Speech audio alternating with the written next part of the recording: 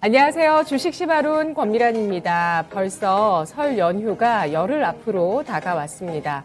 구정 계획 세우시느라 또 주변 가족분들, 친지분들 챙기기 위해서 준비하시느라 정말 분주하실 것 같은데요.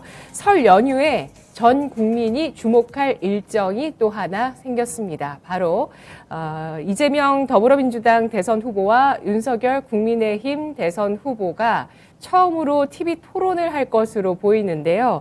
일정이 30일 일요일 혹은 31일 월요일이 될 거라고 합니다. 향후 TV 채널들 방송 3사가 논의를 한 끝에 최종 일정을 확정할 것으로 보이고 있는데요. 주식시장이 3월의 일정을 중요하게 바라보고 있죠. 바로 3월 9일 수요일 제20대 대통령 선거가 있고요. 또 3월 15일부터 16일까지 3월 FOMC 회의에서 미국의 금리 인상 여부가 가려집니다. 그리고 3월에 연례 행사도 있는데요. 바로 중국 양회가 있습니다. 한 해 중국 정부의 경제와 정치의 운영 방침에 대해서 결정하는 중요한 행사도 3월에 또 놓여 있습니다. 자, 오늘 시장 흐름 이해할 수 있는 주제 여러분을 기다리고 있는데요. 첫 번째 주제 화면으로 확인하시죠. 주식시마론 오늘의 주제 조선 유가 수주 훈풍으로 올해 전망 어떻게 될까입니다. NH투자증권 이진명 연구원과 함께 이야기 나눠보겠습니다. 안녕하십니까? 반갑습니다. 반갑습니다. 먼저 조선 업종의 올해 전망을 전반적으로 먼저 들어볼까요? 일단 저희가 올해 기본적으로 수주 물량 자체가 지난해보다 많을까에 대해서 좀 논란들이 있는데 기본적으로 많은 기업들이나 산업계 종사자들은 조금 보수적인 생각들을 갖고 있는 것 같아요. 지난해가 유독 강했기 때문이라고 이렇게 생각을 하고 있고 아마 대략 물량으로는 한 30% 정도 줄어들지 않을까 이렇게 생각을 하지만 또 재미있는 부분이 지난해 조선업체들이 워낙 슬롯을 많은 기업들이 3년치 이상의 일감을 확보하다 보니까 올해 확보해야 되는 그러니까 영업을 확장하는 데 필요한 최소한의 이제 수주 목표치가 굉장히 낮은 편입니다. 그리고 많은 기업들이 이제 외형 확대보다는 좀 내실을 따지는 분위기다 보니까 선가가 올라가지 않을까 이런 기대들을 하고 있습니다.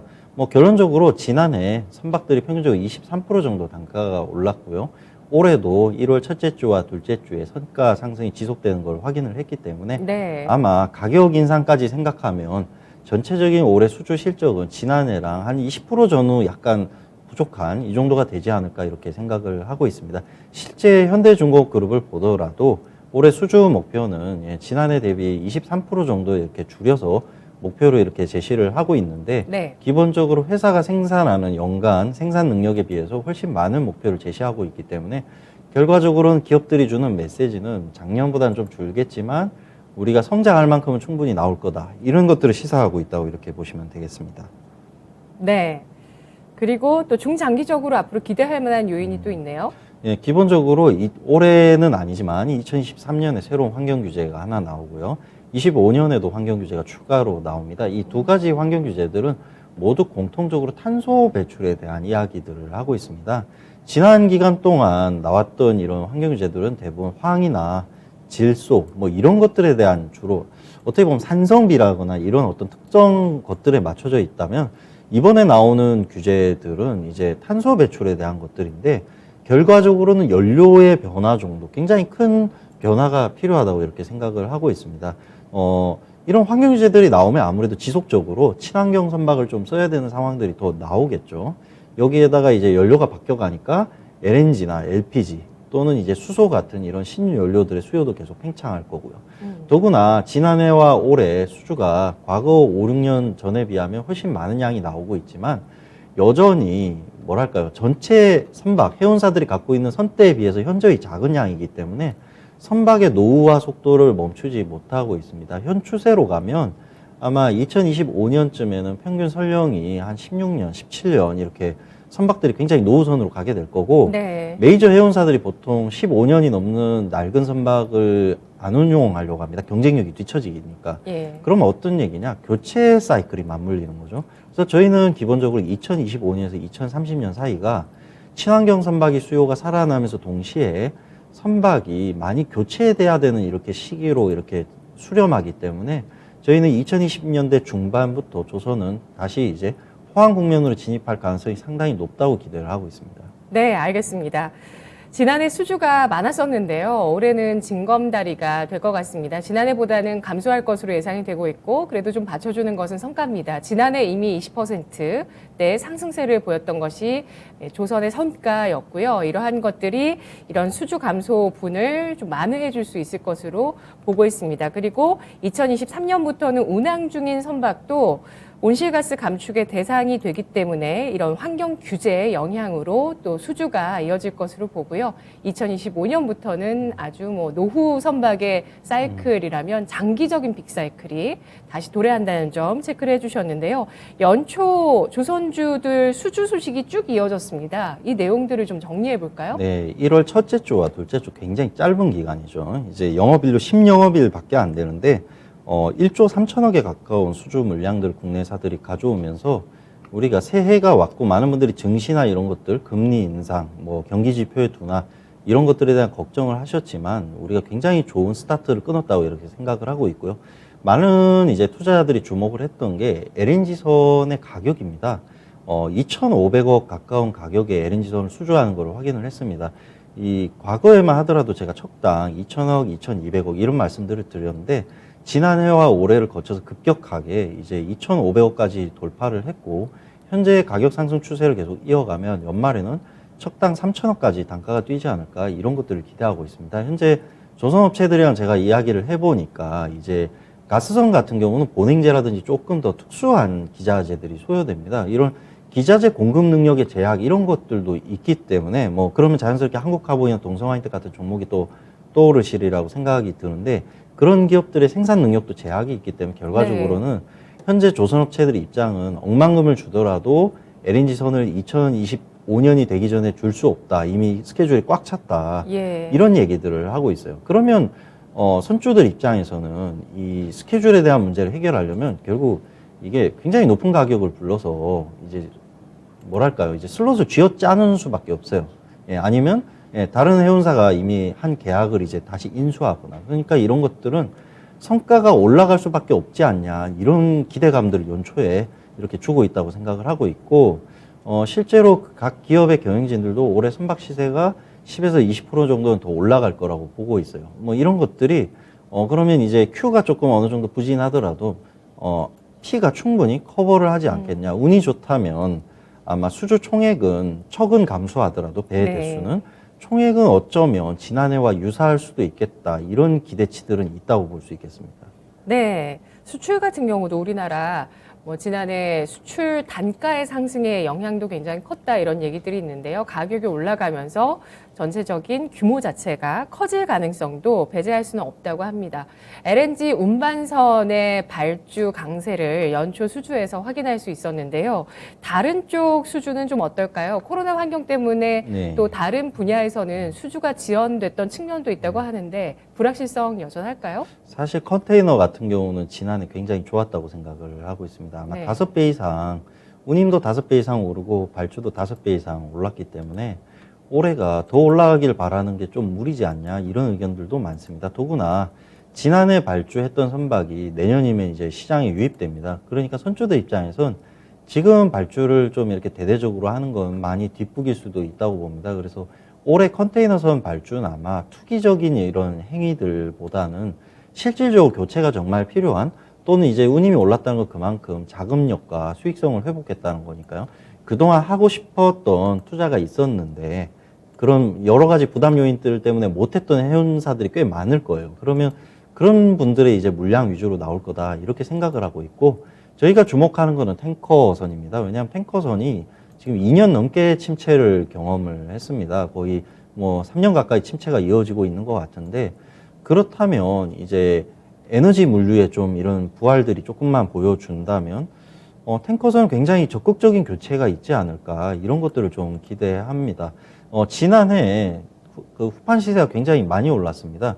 탱커선은 선체를 이중으로 이렇게 그 누출 사고를 방지하기 위해서 어떤 선종보다도 후판을 많이 사용하기 때문에 사실 탱커선은 지난해 원가 압박이 가장 심한 선종이었고 그래서 국내 조선사들이 좀 꺼려했던 부분도 있을 겁니다. 다만 지금 작년 4분기부터 철광석 시세가 하락세로 돌아서면서 이제 재료비에 대한 부담도 좀 완화될 거니까 국내 조선업체들이 아무래도 올해는 LNG선과 탱커 위주의 영업 전략을 펼칠 거라고 판단하고 있습니다. 아, 그렇군요. 알겠습니다. 현황 같은 경우는 지난해 워낙 좋았기 때문에 컨테이너선은 좀 횡보하는 측면이 있고 또 탱커선 같은 경우는 그런 원재료가 많이 들어가는 측면에 따라서 이런 원재료 가격 인상에 영향이 있었지만 올해 LNG 운반선과 탱커선의 수주가 긍정적일 수 있을 것으로 전망을 해주셨는데요. LNG 운반선, 이 LNG선 연초에도 수주를 확인했지만 이 LNG 분야의 수주 덕분에 실적 회복에 대한 가능성과 기대감은 더 높아질 수 있겠습니다. 그런데 뭐 지난해 워낙 그 원재료 가격 인상분 때문에 어닝 쇼크가 있었던 만큼 사실 시장의 기대치는 그리 높지 않는 거 아닌가라는 생각이 드는데 일단 시장 컨센서스도 좀 알아보고요. 증권사 컨센서스도 좀 알아보고 연구원님께서 조선주의 실적에 대해서 4분기 또 올해 어떻게 보시는지 말씀해 주시죠. 예, 말씀드리겠습니다. 일단 저희가 지금 2021년 4분기 실적 시즌입니다. 기업들이 아마 이제 속속들이 실적을 발표할 거라고 보는데 기본적으로 이번 4분기 실적에 대해서 그렇게 기대치가 있지는 않습니다. 왜냐하면 지난해 성과가 많이 올랐고 이런 것들을 수주했지만 보통 조선업체들이 수주를 하면 한 1년 정도는 설계도를 그리기 바쁩니다. 이제 그 설계도를 그리니까 실제로 전체 매출에서 뭐 설계 구간은 보통 10% 정도밖에 안 되니까 지난해 수주 성과가 그 이번 4분기 실적에 그다지 투영되는 바는 없어요. 오히려 2년 전에 수주했던 배들이 한창 만들어져서 인도했었고 그때는 성과가 오르기 전이란 말이죠. 성과는 오르지 않았는데 방금 말씀하신 대로 재료비는 굉장히 높아졌으니까 실질적으로 조선업체들의 수익성 개선은 지난해 수주한 배들이 본격적으로 만들어지는 올해 하반기나 내년부터 나오는 거라고 이렇게 시간차에 대한 문제가 있다고 보시면 될 것 같습니다. 오히려 악재는 굉장히 많습니다. 현대중공업그룹의 계열사인 뭐 현대중공업이나 현대사모중공, 현대미포조선 같은 경우는 이제 노조와의 통상임금 소송에서 최종적으로 패배했기 때문에 뭐 계열사보다 금액 차이는 좀 있겠지만 다 해서 뭐 현대일렉트릭, 건설기계 다 해서 대략 8천억 정도 충당금을 설정하지 않을까 이렇게 생각을 하고 있기 때문에 올 4분기에 아무래도 털고 가야 될 요인이라고 이렇게 생각을 하고 있고요. 그 다음에 다른 두 개 경쟁 회사들 같은 경우는 미인도 시추선을 아직까지 다 처분하지 못했어요. 예, 지난해에도 팔지 못했으니까 그 가격에 못 판다는 얘기겠죠. 그럼 이제 호가를 내려야 되고 그러면 이제 그만큼 잠재적으로 이 재고를 통해 회수할 수 있는 미래 가치가 훼손된 거기 때문에 아마 시추선에 대한 이제 가치 하락이 아마 평가에 반영될 걸로 생각을 합니다. 그래서 사실 2021년 4분기에 흑자를 보이는 조선업체는 아마 없지 않을까 이렇게 생각을 합니다. 근데 우리가 투자 입장에서 봐야 되는 건 통상임금 소송 문제는 사실 뭐 결국 해결해야 되는 문제이기도 하고요. 조선업체가 노동자들이랑 이렇게 최종적으로 협상하고 그 다음에 이제 퇴직자들에 대한 퇴직금 문제 이런 것도 분할 지급을 하면 실질적으로 발생하는 현금 유출은 그렇게 크지는 않을 겁니다. 그렇게 크지도 않을 거고 나눠서 이렇게 해결한다면 그렇게 심각한 문제는 아니라고 봅니다. 뭐 회계적으로 먼저 반영한 거니까 내년 내후년 실적 판단을 할 땐 그런 문제를 신경 쓰지 않아도 되겠죠. 그리고 시추선 매각 이런 문제들도 저희가 회계적으로 비용을 계속 잡긴 하지만 실제 조선업체들이 뭐 그만큼 돈을 뭐 잃었다거나 이런 건 아닙니다. 이미 2014년에 생겼던 문제였고 뭐 다 팔리지 않아서 이제 호가가 그냥 내려가는 거다 이 정도 문제로. 그래서 제가 결론적으로 드리고 싶은 말은 이번 4분기 실적이 그렇게 좋은 모습을 보이진 않겠지만 이게 이 기업의 현황이나 미래를 설명하진 않는다고 보셔야 됩니다. 오히려 지난해 높아진 가격으로 굉장히 많은 수주를 했고 높아진 원가에 대해서는 이미 비용 처리가 끝나 있습니다. 그렇다면 그 배들이 본격적으로 만들어지는 2023년에는 굉장한 이익 개선이 나오지 않을까. 국내 대부분 조선업체들이 2023년엔 양호한 이익을 보일 거라고 이야기하고 있고 저는 그게 충분히 합리적인 이야기라고 이렇게 생각을 하고 있습니다. 네, 조선사들의 이익 개선 시기는 내년이라는 말씀이시네요. 네, 그렇습니다. 알겠습니다. 지난해 뭐 중반에도 후판 가격 인상에 따른 충당금 설정 때문에 이런 회계적인 이슈 때문에 실적 부진, 어닝 쇼크가 나오기도 했는데요. 뭐 이런 부분들이 남아 있습니다. 4분기 실적에도 남아 있는 다른 분야의 그 회계상의 이슈들이 있고요. 이런 것들 때문에 좀 기대치는 낮은 상황입니다. 올해 조선주 가운데서 주목할 기업 꼽아볼까요? 네, 많은 기업들이 주목할 만하겠지만 저는 HSD 엔진을 가장 좀 눈여겨보고 있습니다. 네. 그 이유는 이제 LNG 선 수요가 살아나고 그 다음에 컨테이너나 탱커선도 점차 친환경선으로 이렇게 넘어가는 이런 형태를 보고 있습니다. 그러면 결국 선박의 심장이라고 할 수 있는 엔진 사양이 점점 친환경 엔진, 그러니까 뭐 가스 듀얼 퓨얼로 좀 넘어가는 비중이 높아지고 있다는 건데요.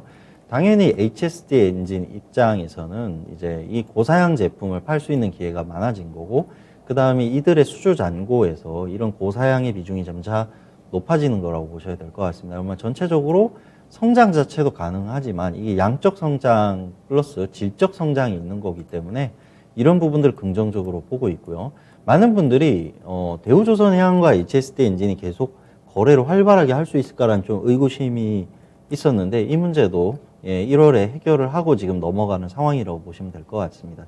HSD 엔진은 앞으로도 삼성중공업과 대우조선해양과 굉장히 굳건한 동맹관계를 유지할 거라고 보고 있고요. 재미있는 게 HSD 엔진이 지금 영업이익률이 1%대입니다. 경쟁 업체인 현대중공 엔진기계사업부의 영업이익률이 10%대거든요. 네.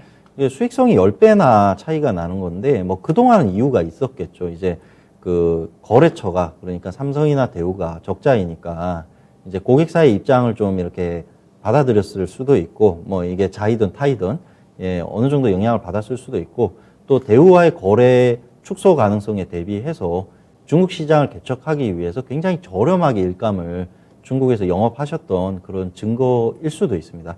하지만 저희가 이러한 문제들이 점점 해결되고 있는 거 확인을 했죠. 대우랑의 거래도 앞으로 문제가 없을 것 같고요. 중국 시장에도 안정적으로 침투를 했고, 그다음 경쟁사가 10%나 이익을 남기는 가격으로 계약을 계속 체결하고 있기 때문에 아마 우리는 HSD 엔진이 점진적으로 이런 수익성에 대한 관리를 할 수 있다면, 뭐 당장 뭐 HSD 엔진 캡티브가 있는 건 아니죠. 뭐 계열 회사가 있는 건 아니니까 동일하게 10%대의 영업이익률에 도달할 거다고 얘기하는 건 무리더라도 그 절반이라도 5%대라도 충분히 이익을 따라잡지 않을까, 이런 것들을 기대합니다. 그러니까 결론적으로 수주가 계속 양적 질적으로 팽창할 거고요. 매출이 올라오는 가운데 마진도 경쟁사의 절반만 따라가더라도 이익이 5배나 올라가는 거기 때문에 네. 이러한 것들을 저희는 눈여겨보고 있다, 이렇게 말씀드리겠습니다. 네, 알겠습니다. 친환경 엔진을 생산하는 HSD 엔진 토픽으로 꼽아주셨습니다. 이어서 두 번째 주제 함께 보시죠. 원자력 발전 SMR과 함께 돌아오나, 원자력 발전과 소형 원전 모듈에 대해서 얘기해 보겠습니다. 먼저 유럽과 미국 쪽의 상황 좀 볼 텐데요. 신재생 에너지와 원전의 비율이 어느 정도로 나오고 있을까요? 네, 이게 많은 분들이 유럽이라고 이렇게 통째로 보시는 경우가 많지만 나라마다 굉장히 차이가 있습니다. 프랑스나 영국 같은 나라들은 아직도 원자력의 거의 50% 가까이 의존을 하고 있고 신재생 도입률이 그렇게 차별화되지 않습니다. 반면에 독일이나 북유럽 국가들 같은 경우는 신재생이 이제 이미 거의 메인으로 이렇게 들어와 있고 원자력에 대한 비중이 거의 최소한으로 줄어 있습니다. 제가 알고 있기로는 독일 같은 경우는 올해를 끝으로 마지막 원자력 발전소가 가동이 중단되기 때문에 내년에는 0%까지 떨어진다고 이렇게 보시면 될 것 같습니다. 미국 같은 경우를 보면 원자력도 신재생도 그렇게 비율이 높지 않고 굉장히 화석연료에 의존하고 있는 이런 모습을 보고 있고요. 일본 같은 경우는 후쿠시마 사태 때 탈원전을 했다가 이제 다시 회귀하는 모습이 나오고 있다, 이렇게 보면 되겠습니다. 그래서 이 국가별로 신재생이나 원자력을 대하는 태도나 그 도입 비율이 굉장히 상이하다는 점은 저희가 원자력에 대해서 굉장히 논란이 있다라고 이렇게 해석할 수 있겠습니다. 그러네요. 유럽 내에서도 논란이 있다는 걸 이 사용 비중 수치를 통해서 확인할 수 있는 것 같습니다. 국내 같은 경우는 이번 정권에서 탈원전을 주창했기 때문에 국내 원자력 발전의 규모가 어느 정도가 됐을지 궁금한데요. 네, 이게 나라마다 원자력 발전에 대한 생각이 굉장히 다른데 우리 대한민국은 사실 2010년부터 매년 연평균 한 1.2기가 정도, 원자로로 따지면 1개씩을 매년 지었다고 이렇게 보면 됩니다. 금액적으로는 아마 원자로 자체만 하면 아마 한 3조 원 정도, 그 다음에 관련된 토목공사 한 6조 원, 이래서 아마 매년 9조 원 정도의 예산이 원자력 발전에 투자된 걸로 이렇게 생각을 하고 있습니다. 물론 이게 그 뭐 해마다 1기가, 2기가 좀 들쭉날쭉하니까 이런 차이들은 있을 것 같은데, 우리 문재인 정부가 출범하고 나서는 첫 삽을 뜨지 않았던 모든 프로젝트를 중단시켰기 때문에 사실 이 금액이 0으로 가 있는 상태이고 이 원자력에서의 줄여낸 이 비중을 신재생으로 넘기기 위해서 많은 노력들을 했던 겁니다. 결국 우리나라도 그 프랑스나 영국 같은 에너지 시스템을 쓰다가 네. 독일이나 이제 북유럽이 쓰던 이런 에너지 수급 방식으로 넘어오려는 과도기에 있었고요. 이 5년 만에 다 바꾸는 건 불가능하기 때문에 현 시점에 이르렀다고 보시면 될 것 같습니다. 아무래도 선거철도 다가오고 원자력 업계나 신재생 업계 각자의 목소리들이 굉장히 다르기 때문에 이번 선거에서도 많은 국민들이 어떠한 에너지 정책이 올바른가에 대해서 고민은 굉장히 많을 거라고 생각을 하고 있습니다. 네, 알겠습니다. 우리 이번 정권의 정책대로 원전의 건설 규모 자체가 이번에 좀 많이 줄어서 설계 프로젝트 자체를 뭐 취소하는 건까지도 있었다라고 얘기를 해주셨는데요. 그러면 SMR은 지금 어떻게 진행이 되고 있을까요? 원자력 발전의 대안으로 소형 원전 모듈에 대한 이야기가 지난해 좀 많았었거든요. 프로젝트 현황들을 좀 살펴볼까요? 예, 사실 SMR 자체는 최근에 부각됐지만 아주 새로운 개념은 아닙니다. 20년 전부터 많은 국가기관들이 원자로를 소형화함으로써 뭐 극단적으로는 휴대할 수 있을 정도까지 작아질 수도 있지 않냐. 뭐 그건 군사 목적이 좀 더 큰 것 같고요. 네. 그래서 원자로를 작게 해서 이렇게 좀 더 활용하기 용이하게 할 수 있는 방법은 없을까 이런 좀 고민들이 많이 있었고 지난해 올해를 거치면서 본격적으로 이러한 것들에 대한 어떤 변화가 자본시장에서도 좀 주시를 하고 있는 상황이라고 보시면 될 것 같습니다. 뭐 전 세계에서 SMR을 준비하고 있는 모델은 죄송합니다. SMR 모델 72개가 개발되고 있고요. 재미있는 건 나라마다 원자력 발전에 대한 생각이 다 다름에도 불구하고 네. 거의 대다수의 국가가 SMR에 대한 연구 개발에 대해서는 굉장히 적극적인 의지를 보이고 있습니다. 왜냐하면 SMR이 도입되면 기존 원자력 발전이 가졌던 많은 단점들이 해소되고 어쩌면 가장 이상적인 에너지원이 될 수 있지 않을까 뭐 이런 기대 심리라고 보면 되겠습니다. 다만 뭐 검증은 아직 해야 됩니다. 아직까지 연구소에서 이렇게 실험 단계에 있었던 거기 때문에 네. 이 72개의 모델이 전부 성공적일 거라고 생각하지는 않습니다. 저는 한 여기서 너댓 개의 모델 정도가 겨우 살아남지 않을까 이렇게 조금 조심스럽게 말씀을 드리고 있는데 어쨌든 굉장히 치열하게 다수가 경쟁을 하고 있고 가장 앞서가고 있는 건 미국의 뉴스케일이라고 이렇게 보면 될 것 같습니다. 지난해 미국 원자력 안전위원회 설계 인증 취득을 세계 최초로 했고 아직까지 두 번째로 인증받은 기업이 없으니까 현재 유일하기도 합니다. 유타주의 최초의 SMR 발전소 건설을 시공할 계획인데 두산중공업이 뉴스케일을 굉장히 예전에 지원하고 투자해왔던 관계가 있기 때문에 네. 두산중공업도 여기 기자재를 납품할 수 있는 기회를 얻게 됐습니다. 그러면 두산중공업 입장에서는 세계 최초의 SMR 플랜트에 기자재를 납품하는 거니까 역설적으로 얘기하면 세계 최초로 납품 트랙 레코드가 생기는 거라고 이렇게 이해하면 되겠습니다. 네, 알겠습니다. 아직은 프로젝트가 본격화됐다기보다는 사업성을 검증하는 단계에 놓여 있지만 뉴스케일이 그래도 가장 앞서 나가고 있는 단계이고요. 여기 이 뉴스케일이라는 기업의 2019년 말이었어요. 두산중공업 쪽에서 지분 투자를 했다는 점 계속 시장에서 뭐 체크 포인트, 투자 포인트로 많이 얘기했던 내용들이기도 한데요. 최근에는 뭐 관련주의 흐름이 좀 주춤한 모습을 보여주고 있어요. SMR의 전망과 국내 기업에 대한 그 전망 마지막으로 얘기해 볼까요? 네, 뭐 이게 그 두산중공업 특히나 이게 원전 관련된 기업들은 선거 분위기에 따라서도 좀 주가 영향을 받고 있는 것 같습니다. 뭐 이게 선거에 대해서는 뭐 제가 이렇게 어떻게 될 것 같다고 얘기를 드린 건 좀 어폐가 있을 것 같지만, 네.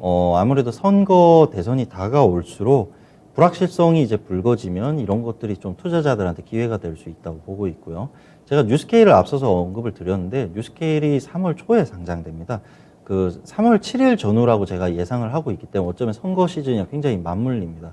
좀 이런 뉴스케일의 상장 이런 것들이 미국 증시에서도 굉장히 관심을 얻을 거라고 저희가 기대하고 있기 때문에 예.